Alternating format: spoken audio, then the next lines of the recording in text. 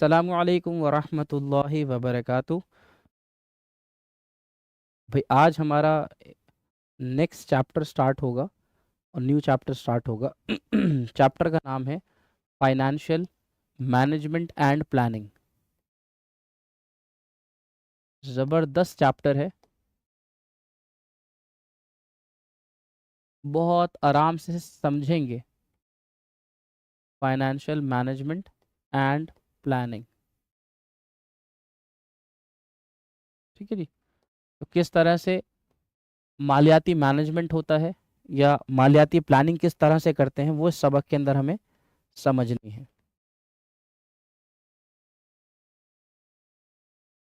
ठीक है जी।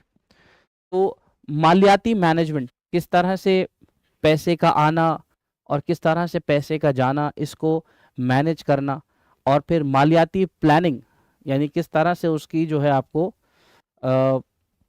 एस्टिमेशन करनी है कि कितना पैसा, कितनी कॉस्ट हमें लगेगी, कितने पैसे की हमें ज़रूरत पड़ेगी, कहाँ से हम ये पैसा लेकर आएंगे, वो सब चीज़ें सबक के अंदर हम पढ़ते हैं। तो सबसे पहला स्टार्ट होता है फाइनेंशियल मैनेजमेंट।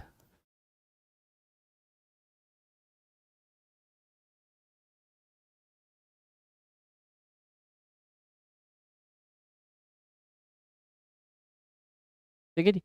क्या मतलब है जी फाइनेंशियल मैनेजमेंट का? तो हमने कहा जी फाइनेंशियल मैनेजमेंट का मतलब होता है, देखो जी, किसी भी ऑर्गेनाइजेशन में, किसी भी इदारे में मालियाती जितनी भी एक्टिविटीज़ यानी जितनी भी सरगर्मियां होती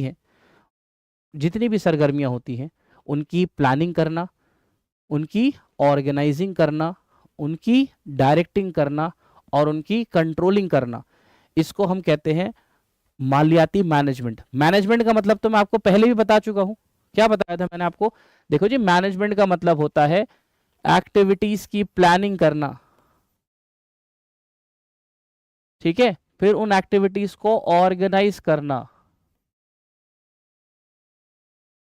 इन एक्टिविटीज को डायरेक्शन देना। ये चैप्टर्स भी हमने पढ़ लिए हैं। और इसकी कंट्रोलिंग करना, कंट्रोलिंग में ये चेक करना कि जो मंसूबा आपने बनाया था वो मंसूबा कितने हद तक पूरा हुआ है। ये मैनेजमेंट के अंदर हमने पढ़ा है। इनको क्या कहते थे हम? इसको हम मैनेजमेंट के फंक्शंस कहते थे कि ये मैनेजमेंट के काम हैं। तो अब किस चीज का मैनेजमेंट करना है? भाई घर में एक मैनेजमेंट होता है। क्या होता है जी घर में मैनेजमेंट? भाई सुबह इतने बजे उठना है, ठीक है जी। उठते ही अम्मी ने प्लानिंग शुरू कर दी। प्लानिंग शुरू कर दी मतलब कि जाइए अब आप बाहर से सब्जी भाजी लेकर आइए, आज घर में ये बनेगा, इतने बजे पकेगा, इतने बजे खाया जाएगा। अच्छा जी, और क्या काम है घर में? दीगर और भी कुछ काम है, उसके लिए उसको बुलाना है, उसको खिलाना है, उसको ले जाना है, ये सामान लाना है। ये पूरे दिन की आप प्लानिंग करते हो। प्लानिंग करने के बाद अगला काम ऑर्गेनाइजिंग का है। प्लानिंग हो गई है, मंसूबा बन गया है, अब उसके लिए जो रिसोर्सेस चाहिए, जो जरिए चाहिए, उनको जमा कीजिए।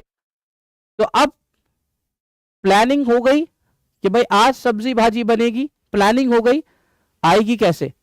रिसोर्स लाइए, रिसोर्स, ऐसा। तो अब वालदा क्या कहेंगी? वालदा कहेंगी इनसे, ए जी, हाँ लाइए आज के सौदे के पैसे दीजिए। तो वो कहेंगे जी कितने? लो जी 500 रुपये रखो। ये तो कम पड़ेंगे, शाम को हमारे मेहमान आने और हमने पहले ही मंसूबा बना रखा है, मेहमानों को हमें बहुत अच्छी अच्छी चीजें खिलानी है, तो ये कम पड़ेंगे। तो चलो जी 200 रुपये और रखो, 700 रुपये हो गए। इतना गोश्त आ गया, इतनी सब्जी आ गई, रोटी वोटी सब। अब ये आपके पास रिसोर्स आ गए, पैसा आ गया। अब वो तो चले गए काम से, अब आपको कोई इंसान चाहिए जो ये लेकर भी आएगा। तो ये सारे काम ऑर्गेनाइजिंग में कर रहे हो आप, ठीक है जी। फिर आपने बकायदा आज तय करा कि आज तो तुम यानी छोटा वाला बेटा जो है ये लेकर आएगा सारा सामान, ठीक है जी। ऑर्गेनाइजिंग हो गई, मंसूबा बन गया, मंसूबे के लिए जो जराए चाहिए थे वो जमा कर लिए। अब उनको डायरेक्शन दीजिए, जाओ बेटा लेकर आओ। हाँ, डायरेक्शन यानी जो तरीका जो बनाया था उसी के मुताबिक वो चीज उसको फॉलो करना। तो उसके लिए बेटे को बताया जाएगा, हाँ जी बेटा आज का सौदा आपको लेकर आना है, देखिए सब्जी लेकर आएंगे, थोड़ा ध्यान से लेकर आइएगा, हाँ सब्जी में कीड़े नहीं होने चाहिए, सब्जी वाला ध्यान से नाप तोल कर आपको सामान देना चाहिए, सब्जी अच्छी क्वालिटी की हो, गोश्त अच्छा लेकर आना, खराब मत लाना, ये सब चीजें आप उसको बताओगे, समझाओगे, और समझाने के बाद फिर वो इम्प्लीमेंटेशन पे जाएगा। यानी अब वो घर से ये निकला और जाकर उसने वो शॉपिंग करनी शुरू करी, और शॉपिंग करने के बाद वो रास्ते में भी पूछ सकता है वालदा को कॉल करके कि अम्मी यहाँ पर जो ये सब्जी मिल रही है ये इतनी महंगी है, आपने इतने पैसे बताए थे। तो यहां पर अब कंट्रोलिंग चेक की जाएगी कि जो मंसूबा हमने बनाया था उस मंसूबे के मुताबिक कहानी चल रही है या नहीं। तो फिर बच्चे ने कॉल करके कहा अम्मी आपने कहा था ये 50 रुपए किलो मिलेगी, भाई साहब 52 रुपए किलो दे रहे हैं, 2 रुपए महंगी है। तो अब वालदा का क्या काम है, अगर उनको लगा वही जो कंट्रोलिंग के प्रोसेस में पड़ा था कि अगर बीच में डेविएशन आ गया, गैप आ गया, तो अगर वो माइनर सा है, मामूली सा है, तब तो इग्नोर कर दो, और अगर वो बड़ा है, मेजर है, तो उसके लिए फिर करेक्टिव एक्शन लो। तो अब क्या होगा, अब वालदा को इन्होंने कॉल करके बोला कि वो 50 वाली सब्जी 52 रुपए की मिल रही है, तो उस पर अम्मी कहेंगी बेटा 2 रुपए महंगी ही तो मिल रही है, कोई ऐसी बड़ी बात नहीं है, 2 रुपए की बात है, माइनर डेविएशन है, आप ऐसा करो ले लो, कोई बात नहीं, इतना चलेगा। हाँ, लेकिन 50 वाली सब्जी 60 रुपए या 70 रुपए की मिल रही है, तब ये मेजर डेविएशन में आएगा, तो फिर वालदा हो सकता है अपना कुछ इरादा बदल दें। ये सब चीजें किसमें करते हैं हम, कंट्रोलिंग के अंदर। जो मंसूबा हमने बनाया है उसके अकॉर्डिंग वो चीज चल रही है या नहीं, अगर चल रही है तो ठीक, और नहीं चल रही तो उसके लिए फिर एक्शन लेना। ये सारी चीजें हमने मैनेजमेंट में पढ़ी हैं। अब ये सारी चीजें आप मालियात से ताल्लुक रख रही हैं, फाइनेंस। तो अब मैनेजमेंट, फाइनेंशियल मैनेजमेंट का मतलब क्या हुआ, किसी भी इदारे में मालियाती जितनी भी सरगर्मियां होती हैं, जिनको हम कहते हैं फाइनेंशियल एक्टिविटीज, जितनी भी मालियाती सरगर्मियां, मालियाती यानी फाइनेंशियल एक्टिविटीज किसी भी ऑर्गेनाइजेशन में होती हैं, उसकी क्या करना, प्लानिंग, उसकी क्या करना, ऑर्गेनाइजिंग, उसकी क्या करना, डायरेक्टिंग, और उसकी क्या करना, कंट्रोलिंग। इस पूरे प्रोसेस को कहते हैं फाइनेंशियल मैनेजमेंट। इस पूरे प्रोसेस को क्या कहते हैं हम, फाइनेंशियल मैनेजमेंट। तो फाइनेंशियल मैनेजमेंट एक बहुत इंपॉर्टेंट टास्क है जिसके लिए हम कंपनी में फाइनेंशियल मैनेजर्स रखते हैं, जिनका काम ही ये होता है कि फाइनेंस से रिलेटेड जो एक्टिविटीज हैं उनको पूरा पूरा मैनेज करना। ठीक है जी, ये चीज आपको थोड़ी यहां समझनी थी। अगले छोटे से टॉपिक की तरफ मैं आपको लेके चलता हूं। वो क्या है जी, कि ये जो फाइनेंशियल मैनेजमेंट है इसके पीछे ऑब्जेक्टिव क्या है जी, क्या मकसद है इसको करने का, ये इंपॉर्टेंट क्वेश्चन है, याद रखिएगा। ये फाइनेंशियल मैनेजमेंट, मालियाती मैनेजमेंट करने के पीछे मकसद क्या है, मकसद बताइए। तो आप नोट करते हुए चलिए, इसका पहला मकसद जिसको हम कहते हैं primary objective,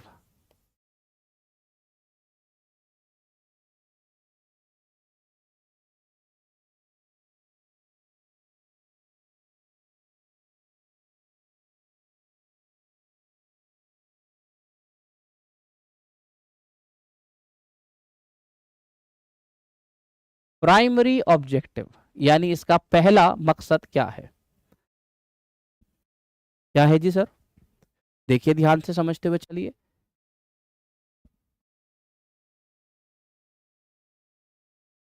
to maximise shareholders wealth,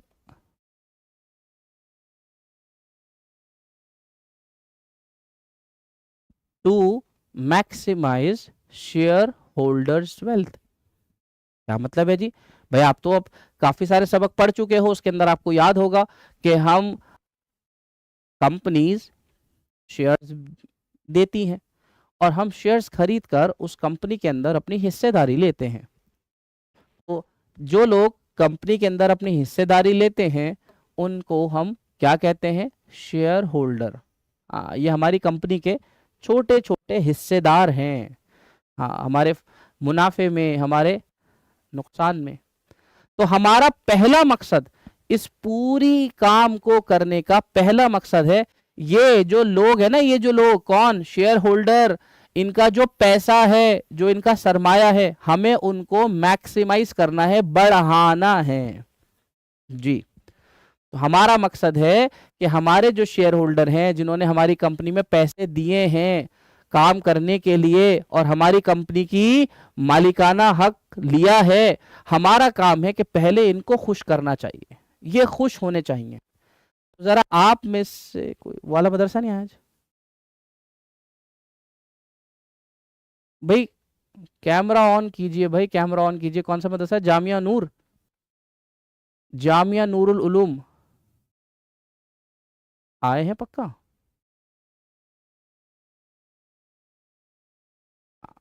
इतना इतना ना छुपाओ अपने आप को मेरे भाई, इतना ना छुपाओ।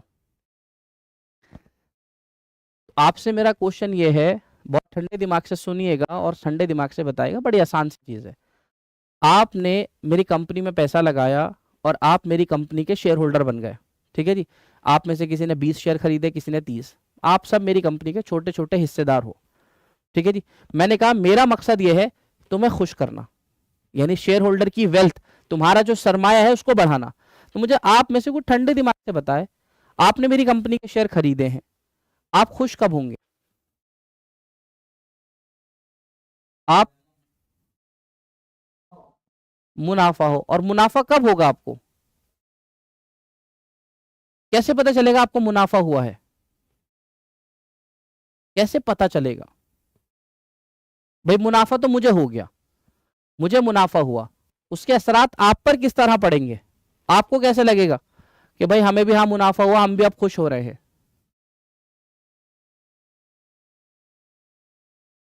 इन्होंने हमारी कंपनी का शेयर खरीदा है 100 रुपए का, ठीक है जी। किसी ने 5, किसी ने 10, अलग अलग लोगों ने शेयर खरीदे। मैंने कहा जी मेरा पहला मकसद है कि मेरे जो शेयर होल्डर है इनकी वेल्थ, इनका सरमाया बढ़ना चाहिए। बहुत अच्छा मकसद है जी, क्योंकि ये लोग खुश होंगे तो मैं भी खुश होऊंगा। तो इनकी वेल्थ कैसे बढ़ेगी? तो बड़ा सीधा सा तरीका है कि आज इन्होंने जो शेयर 100 रुपए का खरीदा है, जब इस शेयर की कीमत 120 रुपए, 150 रुपए पहुंच जाएगी तो इन सबके चेहरों पे मुस्कुराहट बढ़ जाएगी, ठीक है जी। क्यों बढ़ जाएगी? क्योंकि इन्होंने तब मेरी कंपनी को 100 रुपए दिए थे और आज जब ये शेयर बेचेंगे तो बदले में इनको 120 या 150 मिलेंगे, यानी शेयर की कीमत बढ़कर मिलेगी। तो शेयर होल्डर की वेल्थ कब बढ़ती है?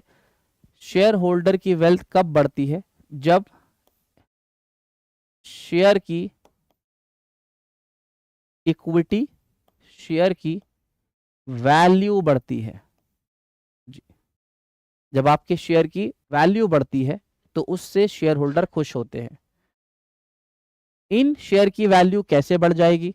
इन शेयर की वैल्यू ऐसे बढ़ेगी जब आप अपनी मालियाती डिसीजंस जो भी आपको लेने हैं वो इस तरह से लें कि उससे आपको ज्यादा से ज्यादा मुनाफा हो। भाई पहले तो कंपनी को मुनाफा होगा ना, जब कंपनी प्रॉफिट में जाएगी तो फिर उसकी शेयर की वैल्यू बढ़ने लगेगी। कंपनी पैसा कमा रही है, उसके शेयर की वैल्यू बढ़ने लगेगी, शेयर की वैल्यू बढ़ेगी, आप सबका मुनाफा बढ़ेगा, आप सब मुनाफे में अपने शेयर को बेचोगे और आराम से अपना पैसा कमाओगे।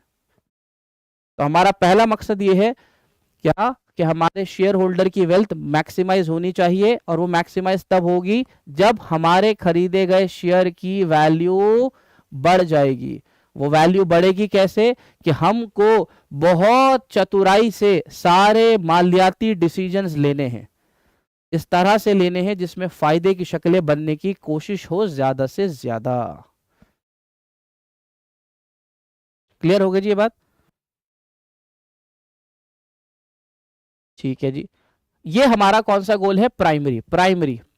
प्राइमरी के बाद ऐसा नहीं है कि और कुछ मकसद है, नहीं, और मकसद को हम दे रहे हैं अदर्स। और भी मकसद है हमारे। हाँ, पहला मकसद ये है कि हमारे शेयर होल्डर खुश हों।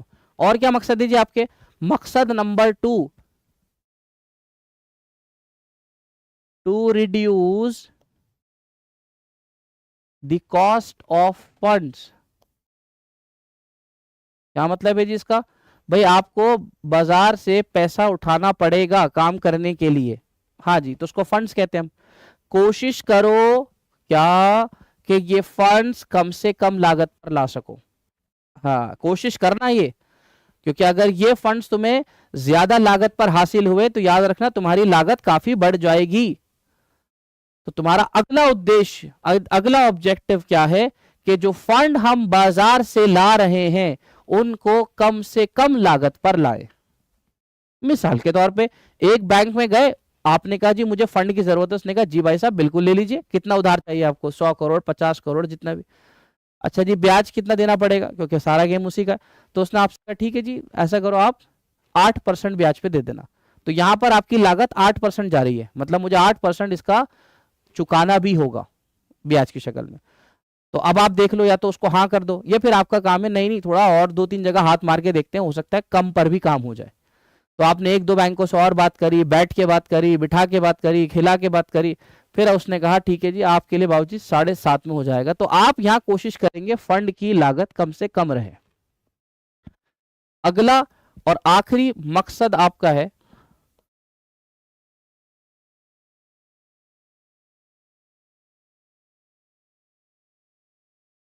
Optimum utilisation of resources. Optimum utilisation of resources क्या मतलब है जी इसका? जितने भी आपके पास रिसोर्सेज हैं उनका बेहतरीन इस्तेमाल आपको करना है जी। जितने भी आपके पास रिसोर्सेज, सरमाया है, आपके पास करोड़ों रुपए हैं, आपके पास मुलाजमीन हैं, आपके पास मशीन है, आपके पास मैनेजर हैं, इन सब चीजों का बेहतरीन इस्तेमाल आपको करना है। ऐसा इस्तेमाल करना है जिससे से ज्यादा अच्छे रिजल्ट्स सामने आए। तो यहां पर आपको अपने रिसोर्सेज को जाया करने से बचाना है। हाँ, ये जाया ना हो, ये खराब ना हो, बल्कि इनका अच्छे से अच्छा इस्तेमाल हो। तो इसको हम क्या कहते हैं? Optimum utilisation of resources. दूसरे वर्ड में कह सकते हैं बेस्ट यूटिलाइजेशन ऑफ रिसोर्सेज। जो भी हमारे रिसोर्सेज हैं उनका बहुत अच्छा इस्तेमाल आपको करना है। तो इन मकसद को लेकर अगर आप चलेंगे तो फिर आपकी मालियाती जो है वो तरक्की होगी, कंपनी काफी अच्छे मुनाफे में जाएगी, उससे आप सबको भी मुनाफा मिलेगा, और मुनाफा मुनाफा मुनाफा हम सब बैठ के खाएंगे कुनाफा। ठीक है जी, टर्की की बेहतरीन डिश है ये कुनाफा, कभी ट्राई करना। यहाँ पर हमारे दिल्ली में तो काफी बिकने लगी है मजे की चीज है। टर्की वालों से चोरी करी है हम लोगों ने। ठीक है जी, मिठास में होती बिल्कुल सिवैयों जैसी है। हाँ, कभी दिल्ली आओ तो बताना, खिलाएंगे इंशाल्लाह तुम्हें। ठीक है, अब आते हैं बहुत इंपॉर्टेंट क्वेश्चन पर। बहुत देखो, चैप्टर बहुत बड़ा है, मैं बिल्कुल तुम्हें शॉर्ट में, शॉर्ट मतलब कि बिल्कुल डिटेल में तो नहीं लेके जा रहा, लेकिन पूरे आराम से बता रहा हूं कि तुम आराम से लिख सको। यह है तुम्हारा अगला बहुत इंपॉर्टेंट क्वेश्चन कि भाई तुम इतनी देर से कह रहे हो कि मालियाती डिसीजन तुम्हें लेने पड़ेंगे, बहुत ध्यान से काम करना पड़ेगा जिससे अच्छे से मुनाफा हो सके, हम भी खुश हो तुम भी खुश हो। वो डिसीजन है क्या? तो यहां पर क्वेश्चन बनता है कि हमको कौन से मालियाती डिसीजन लेने पड़ते हैं। तो सबसे पहले इनकी काउंटिंग याद रखना कि हमें 3 मालियाती डिसीजन लेने पड़ते हैं। 3। हाँ, बहुत आसान और बहुत बढ़िया से है, यूं याद हो जाएंगे तुम्हें। 3 मालियाती डिसीजन हमें लेने पड़ते हैं। क्या नाम बैठे जी इन तीनों के?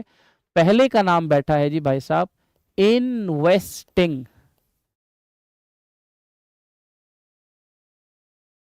जिसको आप कहते हो कि भाई पैसा लगाना, इन्वेस्ट करना, इन्वेस्टिंग डिसीजन। तो पहला डिसीजन तो आपको यहां पर ये लेना है कि जो भी आपके पास पैसा है, फंड्स हैं, कहां पैसे को लगाना है। दूसरा डिसीजन आपके पास आएगा फाइनेंसिंग। पैसा लाना कहां से है? जराए तो बहुत सारे हैं हमने पढ़े, लेकिन कहां से लाएं, कौन सा जराए यूज करें पैसे को, फंड्स को लाने का? तो यहां पे फंड्स लाने की बात हो रही है, यहां पे फंड्स को लगाने की बात हो रही है। तीसरा डिसीजन, मुनाफा हो गया तो मुनाफे के बाद कितना मुनाफा बांटना है और कितना मुनाफा रखना है, इसको कहते हैं डिविडेंड डिसीजन। तो यहां पे हमारे पास 3 इंपॉर्टेंट डिसीजंस होते हैं।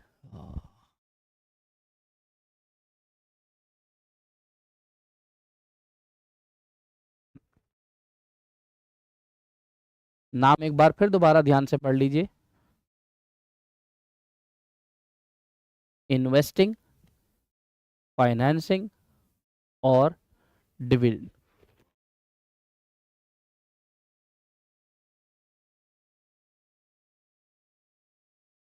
ठीक है जी।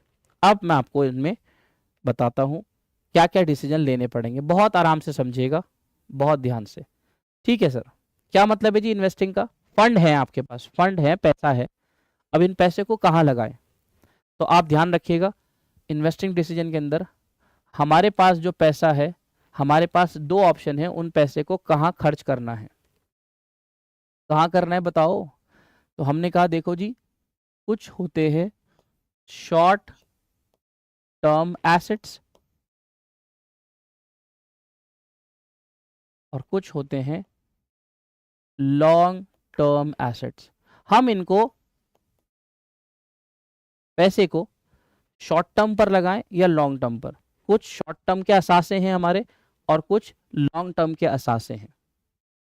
एसेट मतलब असासा। इसको दूसरी भाषा में आप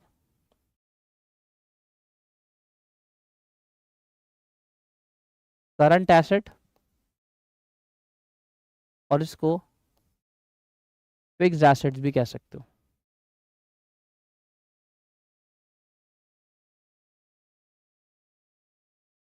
नाम थोड़ा याद रखना, टर्मिनोलॉजी का इस्तेमाल आपको ऐसे ही करना पड़ेगा। चालू असासे या मुतय्यन असासे, करंट एसेट या फिक्स्ड एसेट। क्या होता है सर इसमें? भाई देखो, जो भी आपके पास पैसा आया है, लेट सपोज आपके पास 100 करोड़ पड़े हैं, ये फंड है आपके पास, तो आपको अपने इन्वेस्टिंग डिसीजन में अब ये तय करना है कि इसमें से कितना पैसा मैं शॉर्ट टर्म एसेट्स के लिए रखूं और कौन सा पैसा लॉन्ग टर्म। भाई शॉर्ट टर्म और लॉन्ग टर्म में फर्क तो बताओ सर। शॉर्ट टर्म एसेट्स का मतलब तो मेरे भाई खर्चे पानी वाले हैं, खर्चे पानी। हाँ, पुराने लोगों से उधार दिया था, उनका उधार चुकाना है, डेटर हो गए आपके, बिल उतारने हैं, सैलरी देनी है।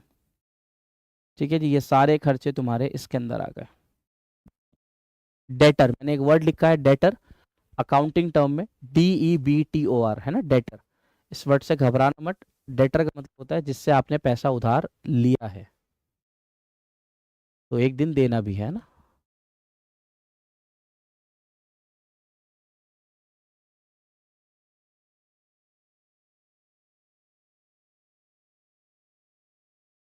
कुछ बिल्स हैं, सैलरी है, ये सारे खर्चे आपको करने हैं जो आपके डेली एक्सपेंसेस हैं।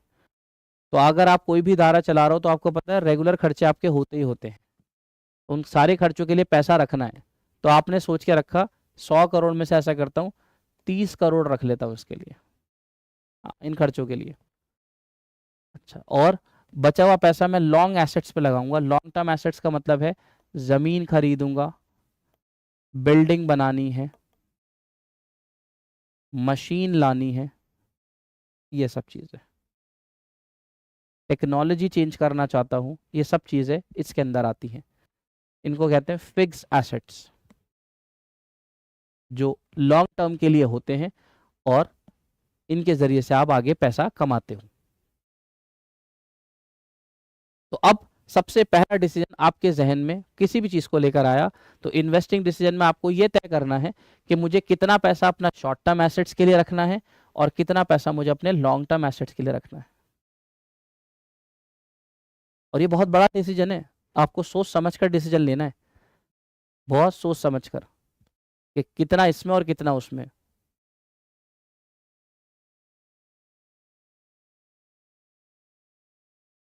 ठीक है जी, इसका एक और नाम मैं यहां लिख रहा हूं, वर्किंग कैपिटल कहते हैं इसको, नाम से पता चल रहा है वर्किंग, और उसके लिए वर्किंग के लिए कैपिटल। और लॉन्ग टर्म का जो ये डिसीजन है, इसका दूसरा नाम है capital budgeting, capital budgeting decision.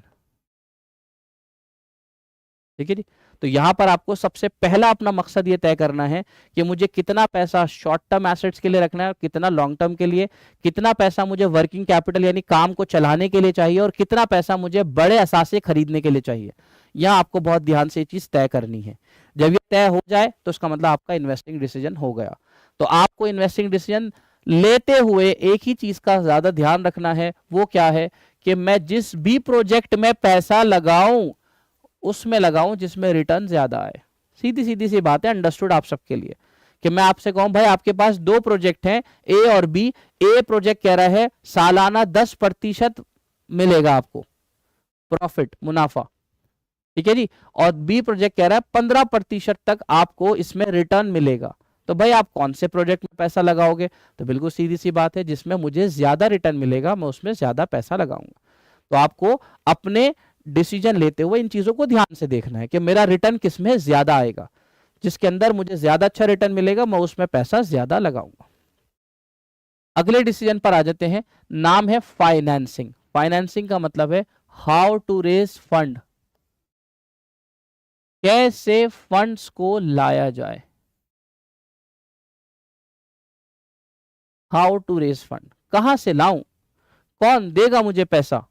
तो आपने फिर बाजार में निकले तो आपको पता चला बहुत सारे ऑप्शंस हैं, आपके पास बैंक भी हैं, आपके पास बैंक के अलावा हम लोग भी हैं जिनको आप अपनी कंपनी की हिस्सेदारी भी दे सकते हो और हमसे पैसा भी काम के लिए ले सकते हो।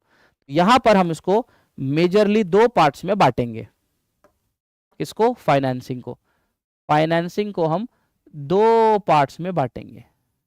कौन कौन से पार्ट में? एक पार्ट का नाम रखेंगे इक्विटी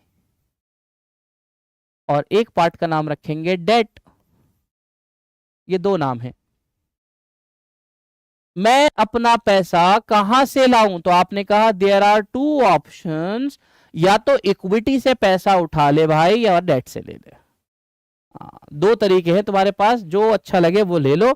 मैं तुम्हें दोनों के प्लस माइनस बता देता हूं कि कौन सा कहां फायदा देगा कहां नुकसान देगा। आपका डिसीजन है, आप जो लेना चाहो लो।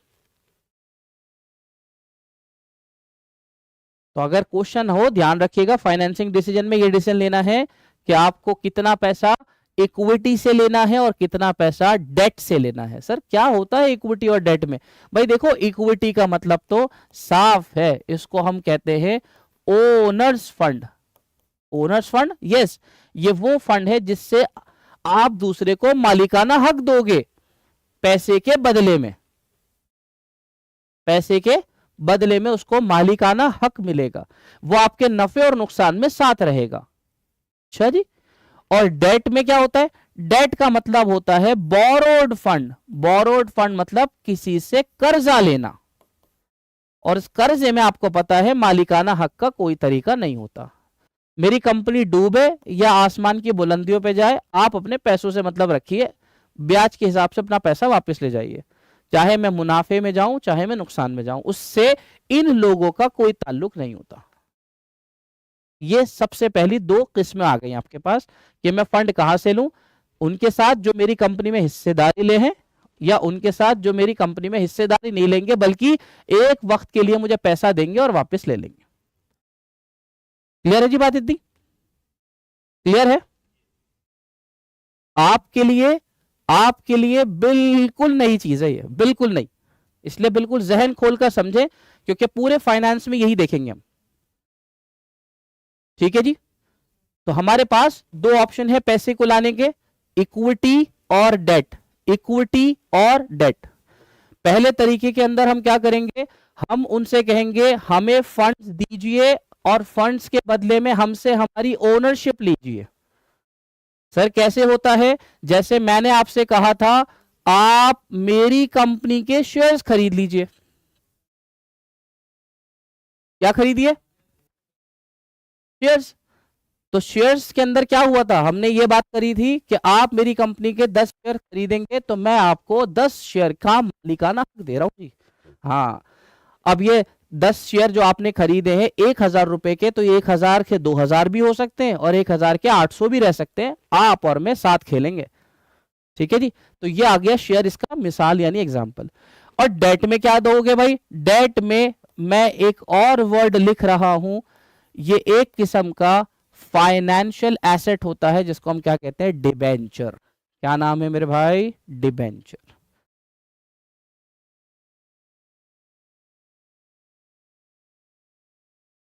पूरा चैप्टर टर्म्स के ऊपर चलेगा, पूरा चैप्टर सारा खेल टर्म्स का है।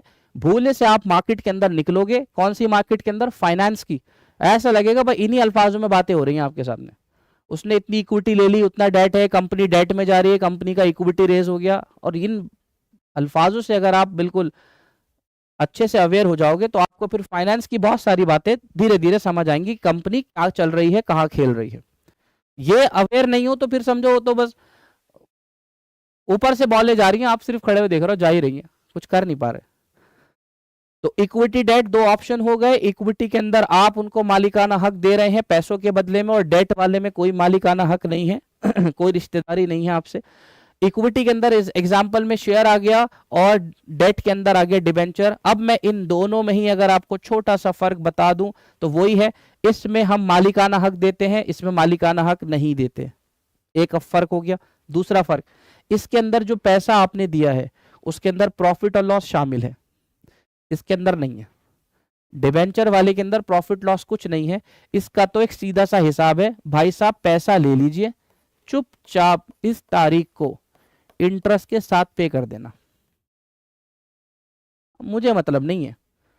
तुम कहीं कहीं भी अपनी कंपनी को लेके जाओ, मेरे से 2 लाख रुपए लिए थे, 10% ब्याज के साथ 2,20,000 रुपए 1 तारीख को मेरे घर पहुंच जाने चाहिए बस। वरना देख लेना फिर मैं क्या हूं। तो ये डिबेंचर है। तो कंपनी शेयर भी इशू करती है, कंपनी डिबेंचर भी इशू करती है, लेकिन बस याद रखना डिबेंचर थोड़े कम इस्तेमाल करती है कंपनीज, उसकी वजूहात मैं आपको भी बता दूंगा। हाँ, कंपनी दोनों इशू करती है। अच्छा, डेट में कुछ और भी तरीका है जहां से पैसा ला सकते हो। हाँ, सबसे आसान तरीका, जाइए बैंक और लोन ले लीजिए, ये भी तरीका है। बैंक वाला आपसे थोड़ी मांगता है ओनरशिप वगैरह कुछ, कहता नहीं जी आपको काम के लिए पैसा चाहिए, ले लीजिए, हमें ब्याज दे दीजिएगा। ठीक है जी, तो इसमें इंटरेस्ट हो गया और शेयर में आपका प्रॉफिट और लॉस हो गया।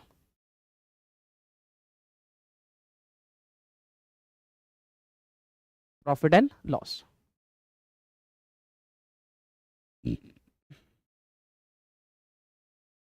क्लियर हो गई ये बात। ठीक है जी, आखिरी डिसीजन पे चलते हैं, नाम है डिविडेंड। मैंने आपको अभी पिछले सबक में भी बता दिया था, देखो डिविडेंड प्रॉफिट का एक हिस्सा होता है।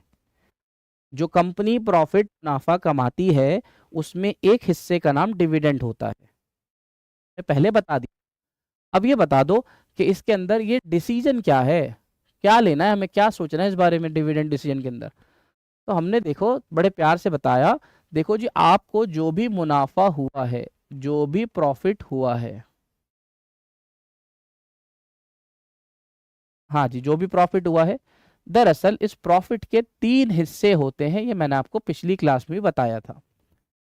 एक हिस्सा था कॉरपोरेट टैक्स, जिसके अंदर आप सीधे सीधे से ये पैसा सरकार को देते हो। मुनाफा कमाया, सरकार कह रही है देखो जी अकेले अकेले खाओगे, नजर लग जाएगी, हमें भी खिलाओ। तो वहां आपने सरकार को पैसा दिया कॉरपोरेट टैक्स की शक्ल में। दूसरा, प्रॉफिट का एक पार्ट जो आप अपने शेयर होल्डर में डिस्ट्रीब्यूट करते हो उसको कहते हैं डिविडेंड।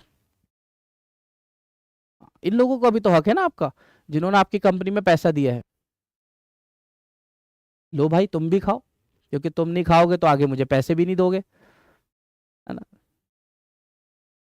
एक पार्ट बच गया। क्यों बच गया सर?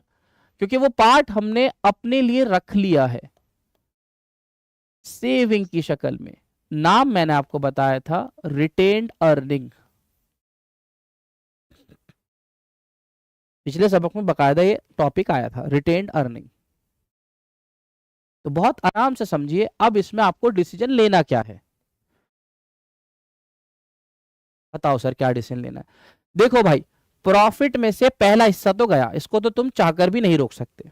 नजर लग गई तो फिर समझो काम गया। तो प्रॉफिट में से आपने सबसे पहले टैक्स दे दिया, चलो जी चलो दे दिया, चलो भाई निकला सदके का पैसा, हाँ, दे दिया। अब बचा दो हिस्से, एक डिविडेंड और रिटेन अर्निंग। यही तुमको डिसीजन लेना है, यही डिसीजन लेना है क्या, कितना पैसा अपने शेयर होल्डर में बांटूं और कितना पैसा आगे के लिए रखूं, यह डिसीजन लेना है अब तुम्हें। तो यहां पे डिविडेंड डिसीजन में दो चीजें हैं, क्या कि कितना डिविडेंड डिस्ट्रीब्यूट करना है यानी बांटना है, और कितना पैसा रिटेन्ड करना है, रखना है। यह डिसीजन आपको लेना है। अरे सर जैसे चाहे कर लो, ऐसे नहीं होता, सोच समझ के करना पड़ता है, हलवा नहीं है यूं ही खा लिया। हाँ। देखो मौका महल देखो, हो सकता है इनको अभी खुश करना पड़े तो ज्यादा बांटना पड़ेगा, रोकना कम पड़ेगा। हो सकता है आने वाले हालात तुम्हें थोड़े संगीन लग रहे हो तो रोकना ज्यादा पड़ेगा, बांटना कम पड़ेगा। हाँ ये चीजें, यही तो डिसीजन है, इसी का तो पैसा मिलता है मैनेजर को, कि वो रात दिन बैठ के सिर्फ अपना मत्था खराब करता है बैठ के कि क्या डिसीजन लूं जिससे बेटर रिजल्ट्स आ सके। इतना आसान होता, अरे यार क्या इतना सोच रहे हो, जो चाहे बांट दो, ऊपर वाला और देगा, वही है, लेकिन उसको तरीके और अंदाज से बांटना है। तो अब यहां पर आपको इसमें सिर्फ क्या लेना है, कितना पैसा डिविडेंड का शेयर होल्डर को बांटे और कितना पैसा आगे रिटेन्ड करें, बस इस डिसीजन का नाम है डिविडेंड डिसीजन। तो एक फाइनेंशियल मैनेजर जिसके पास सारे मालियाती डिसीजन लेने के हक होते हैं, और बकायदा एक बहुत बड़ा ये ओहदा होता है, एक जॉब रोल होता है जिसके अंदर आप उसको एक पोजीशन देते हो कि भाई खेल खेल खूब फाइनेंस का गेम और हमें बेटर रिजल्ट चाहिए, क्योंकि हर इंसान कंपनी में सारे काम खुद नहीं करता और ना करने चाहिए, क्योंकि हर चीज हर इंसान की एक्सपर्टीज नहीं होती।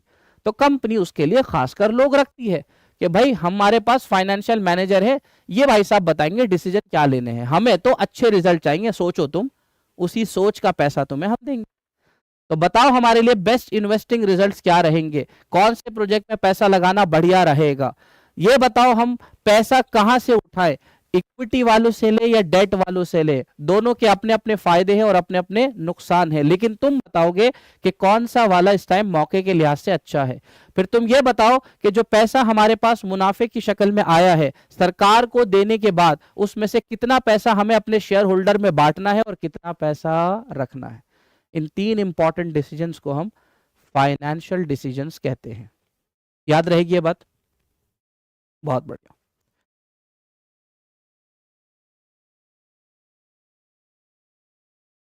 लास्ट चीज जो आज आपको समझनी है वो समझ लीजिए, इसी टॉपिक पर है। इन्वेस्टिंग में कुछ नहीं पढ़ना, छोटे बड़े एसेट्स में पैसा लगाना है। फाइनेंस के अंदर मैंने आपको डेट और इक्विटी बताया, बस इसकी थोड़ी सी डिटेल समझ लीजिए। डेट और इक्विटी फाइनेंस वाले को समझना। डिविडेंड में भी हमें ऐसा कुछ खास नहीं बताना आपको, जो बता दिया वो काफी है आपके लिहाज से। जैसे मैं आपसे क्वेश्चन पेपर में पूछ रहा है, जैसे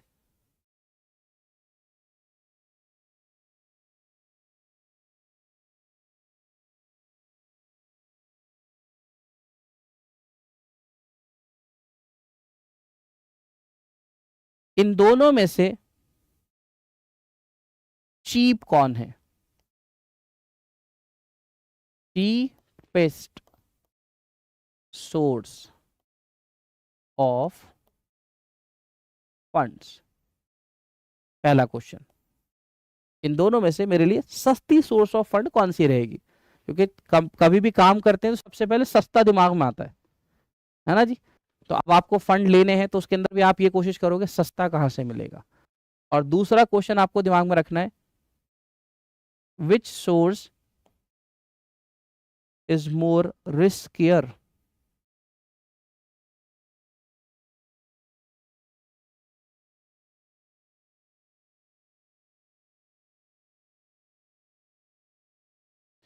और इन दोनों में ज्यादा हमारे लिए जोखिम भरा कौन है।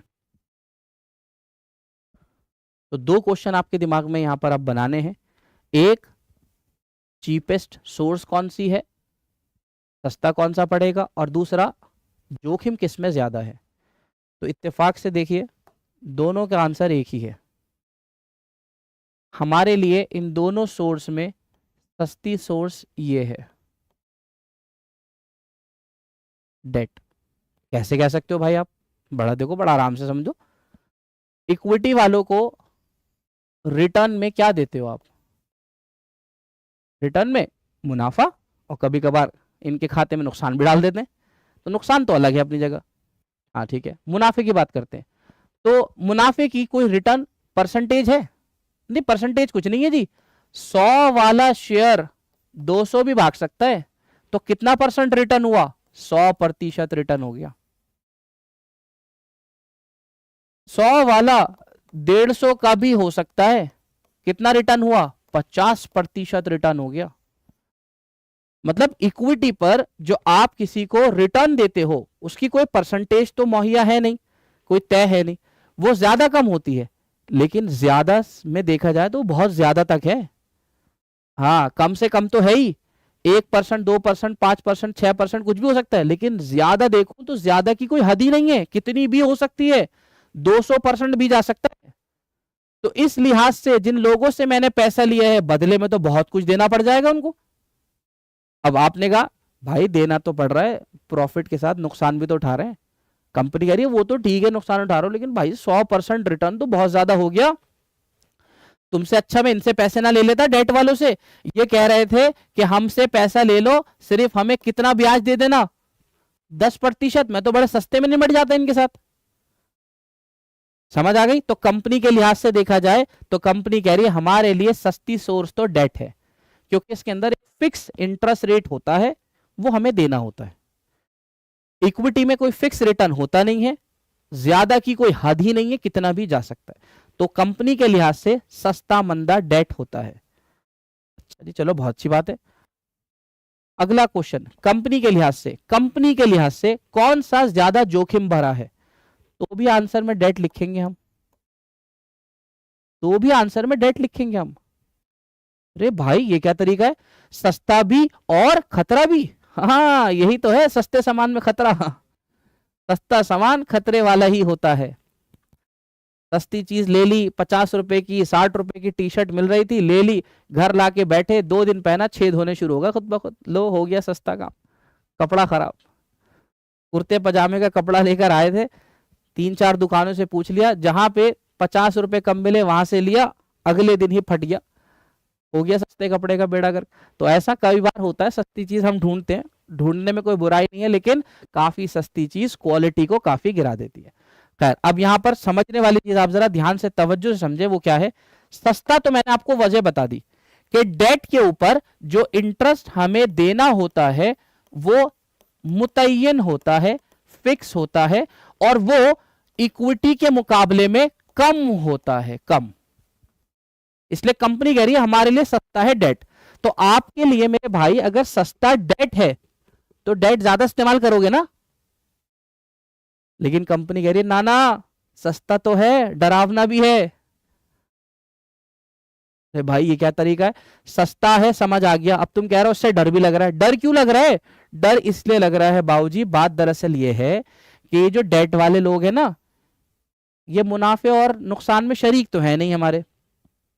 अगर मेरी कंपनी डूबने लगी तो इनको मुझे पैसा वक्त पर चुकाना है, खाली नहीं चुकाना, इंटरेस्ट के साथ चुकाना है। अगर नुकसान के टाइम पर ऐसा हो गया तो मैं पैसा कहां से दूंगा। कंपनी कह रही है भाई इसकी पेमेंट करना हमारे लिए लाजमी है। हाँ, ये वो नहीं है गली का दोस्त, कल आ जियो आज खुले नहीं है। हाँ, अरे यार मेरी वो सैलरी नहीं आई अभी 5 तारीख के बाद। नहीं नहीं, इनको तो जो डेट्स दी हैं उन मुतय्यन डेट्स पर आपको इनको पैसा वापस देना है इंटरेस्ट के साथ।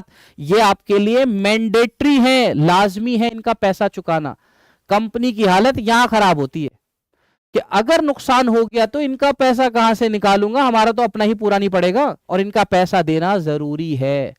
तो कंपनी की हालत यहां खराब हो रही है कि डेट की रीपेमेंट और इंटरेस्ट हमारे लिए लाजमी है, और अगर हमारी कंपनी नुकसान में गई तो मैं ये पैसा कहां से, क्या अपनी जेब से चुकाऊं?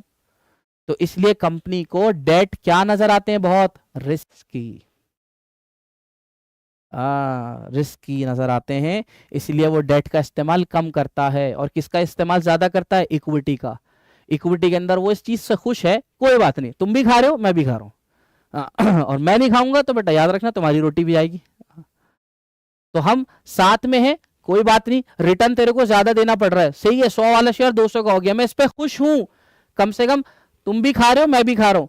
लेकिन ये तो नहीं है ना जिस दिन मैं नहीं खाऊंगा उस दिन तुम्हें देने की जरूरत तो नहीं है ना, तुम खुद ही समझ जाओगे 100 वाला शेयर 50 का हो गया, तुम भी रो रहे होंगे मैं भी रो रहा हूँ, बैठेंगे। इस वाले केस के अंदर कंपनी रो रही है और ये खुश हो रहा होगा, यार बाहर में जाओ तुम हमारा पैसा दो। यहां ये रिस्क है बस। यहां इनकी पेमेंट करना मैंडेटरी नहीं है, आपके ऊपर है, बेचो बेचो नहीं बेचो मत बेचो, रखो साल तक के लिए। इनके लिए जो टाइम तय हुआ है उस टाइम पर आपको ये पैसा चुकाना पड़ेगा। तो बहुत अच्छे से याद रखिए, सस्ता सोर्स कौन है, डेट, और ज्यादा रिस्की भी कौन है, डेट। बस ये चीज आपको आज यहां समझनी थी। इंशाल्लाह फिर अगली क्लास में हम सबक को आगे लेके चलेंगे, थोड़ा सा इसको पढ़ के रखिएगा, ठीक है जी। चैप्टर बहुत अच्छा चल रहा है आपका फाइनेंशियल प्लानिंग और मैनेजमेंट का, इसमें वो बस ये लास्ट ही चैप्टर चल रहा है फाइनेंस का, उसके बाद तो फिर हमारे चैप्टर खत्म हो जाएंगे फाइनेंस वाले, 1-2 चैप्टर बचेंगे फिर वो हम आराम से कर सकते हैं, ठीक है जी। चलिए इंशाल्लाह मुलाकात होगी। अस्सलामु अलैकुम वरहमतुल्लाहि वबरकातुहू।